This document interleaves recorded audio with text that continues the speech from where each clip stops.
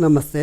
ഞാൻ കുറവന്താവളം എന്ന് പറയുന്ന ക്ഷേത്രത്തിൻ്റെ അർദ്ധനാരീശ്വര ക്ഷേത്രത്തിലെ മേൽശാന്തിയാണ്.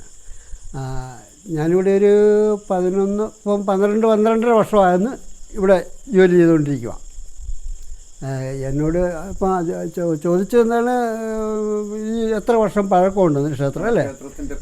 പഴക്കമെന്ന് പറയുമ്പോൾ ഇത് എൻ്റെ അറിവ് പറയുകയാണെങ്കിൽ നമ്മുടെ വാസ്കോഡിഗാമ ഇവിടെ കയറി ഭരിച്ച സമയത്ത് അന്ന് ഇവിടെയൊക്കെ ക്ഷേത്രങ്ങളൊക്കെ കൊള്ളയടിച്ച സമയത്ത് ഇവിടെ നിന്നൊക്കെ കൊള്ളയടിച്ച് പല സാധനങ്ങളും കൊണ്ടുപോയി അത്രയും പഴക്കം വരെ ഈ ക്ഷേത്രത്തിനും ഉണ്ടാകാം. അത് കാരണം അതിനൊരു ഇവിടെ ഒരു ക്ഷേത്രത്തിൻ്റെ ബലിക്കല്ലൊക്കെ എപ്പോഴും കിടപ്പുണ്ട്. ഇത് പിന്നീട് ആളുകൾ വെട്ടിത്തെളിച്ച് ചെറുതായിട്ടൊക്കെ വെച്ച് വിളക്ക് കത്തിച്ച് വലുതാക്കിക്കൊണ്ട് വരുന്നൊരു ക്ഷേത്രമാണ്. അതാണ് ഇപ്പോൾ ഇതിലൊരു പഴമയെന്ന് പറയുന്നത് ചെറുതല്ല, വലുതാണ്. അത് വാസ്കോഡിഗാമയുടെ കാലത്ത് ഇങ്ങനെ നടന്നു എന്നാണ് പറഞ്ഞുള്ള അറിവ്. മറ്റു ക്ഷേത്രങ്ങളെ അപേക്ഷിച്ച് ഇത് അത് പ്രകൃതിയുടെ പ്രധാന ഭാഗമാണല്ലോ ഈ വനമേഖല. അപ്പോൾ ഇവിടെ ഇതൊക്കെ ക്ഷേത്രങ്ങളൊക്കെ ഇങ്ങനെ ഇത് വനം മൂടിക്കിടന്ന് പിന്നെ തെളിച്ചെടുത്തല്ലേ.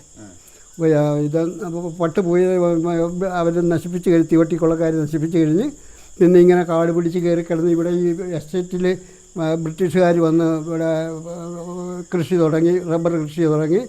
ആ കൂടെ വെട്ടി തെളിച്ച് ഒരാൾ കണ്ട് അങ്ങനെ വിളക്ക് കത്തിച്ച് പിന്നെ വീണ്ടും ഉയർത്തെഴുന്നേറ്റ് വരുന്ന ഒരു ക്ഷേത്രത്തിലും പരിസര പ്രദേശങ്ങളുമായിട്ട് പിന്നെ വന്യമൃഗങ്ങൾ ഇഷ്ടം പോലെ ഉണ്ട്. ആനയുണ്ട്. ആനയൊക്കെ വന്ന് ഇവിടെ വന്ന് ഒരു പ്രാവശ്യം തെങ്ങ് ഒരെണ്ണം മറിച്ചിട്ട് അടിച്ചുകൊണ്ട് പോയി. അത് കുറേ വർഷങ്ങൾ, ഇപ്പോൾ 5-8 വർഷമാകും. പിന്നെ ചുറ്റുമൊക്കെ വന്ന് താഴെ ഒരു പള്ളിയുണ്ട്, മുസ്ലിം പള്ളി. അവിടെ ഉള്ള പല ശല്യങ്ങളും ആനകൾ ചെയ്തിട്ടുണ്ട്. അന്നൊന്നും ഇവിടെ അല്ലേ, ഒരു തെങ്ങ് മാത്രമേ ഇവിടുന്ന്. മയിൽ എപ്പോഴും ഇവിടെ ഇവിടുത്തെ ആളാണ്. കാരണം ആഹാരം രാവിലെ ഇവിടുന്നുണ്ട്. ഭഗവാൻ നേരിച്ച് കൊടുക്കും, കുറേ അങ്ങ് കൊടുക്കും. പിന്നെ വളരെ ഭംഗിയാണ് എപ്പോഴും. പ്രകൃതി രമണീയമായ പ്രദേശമല്ലേ, കാണാൻ കണ്ണിന് കുളിർമയേകുന്ന പ്രദേശമാണ്. അതായത് ഇവിടെ പലപ്പോഴും ടൂറിസ്റ്റുകൾ വരുന്നുണ്ട്. ഇപ്പോൾ നമ്മുടെ മെത്തൊക്കെ പോയിന്ന് കണ്ടാൽ അവിടെയൊക്കെ പോയി കണ്ടാൽ നല്ല രസം, നമുക്ക് കാണാൻ നല്ല കണ്ണിന് വളരെ കൗതുകം തോന്നുന്നു.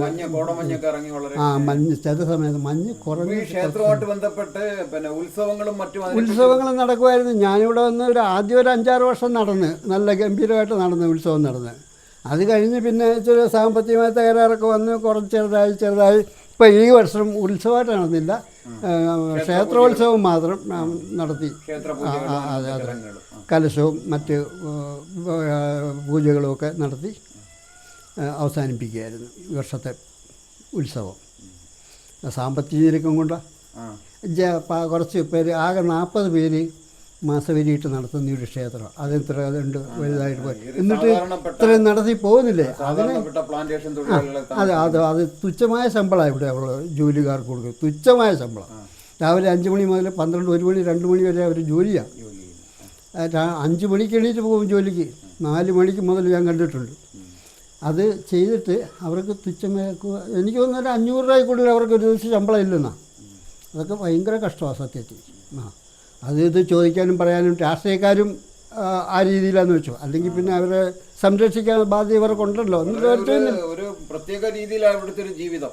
അതെ, പ്രത്യേക രീതി എന്ന് പറയാൻ ഒരു മൂക അന്തരീക്ഷമാണ്. സാധാരണപ്പെട്ട ആൾക്കാരെ അതെ, സാധാരണ ഈ ടാപ്പിംഗ് തൊഴിലാളികൾ മാത്രമേ ഉള്ളൂ. എന്നാൽ അവരെ നിയന്ത്രിക്കുന്ന പ്രമാണിമാരും അവരുടെ കാര്യമൊക്കെ സ്പെഷ്യലായിട്ട് ഉള്ള വീടുകളിലും പ്രത്യേക കോട്ടേഴ്സ്. നമുക്ക് എന്തെങ്കിലും അവശ്യ സാധനങ്ങളൊക്കെ മേടിക്കാനായിട്ട് എവിടെയാണ് പോകുന്നത്? ഒന്നുകിൽ തെന്മല പോകണം, അല്ലെ പുല്ലൂർ പോകണം, അല്ലെ കഴുതുരുട്ടി അത്യാവശ്യം. പിന്നെ കൂടുതൽ സാധനമൊക്കെ മേടിക്കണമെങ്കിൽ തമിഴ്നാട്ടിൽ പോകും. തെങ്കാശി പോകും മിക്കവാറും.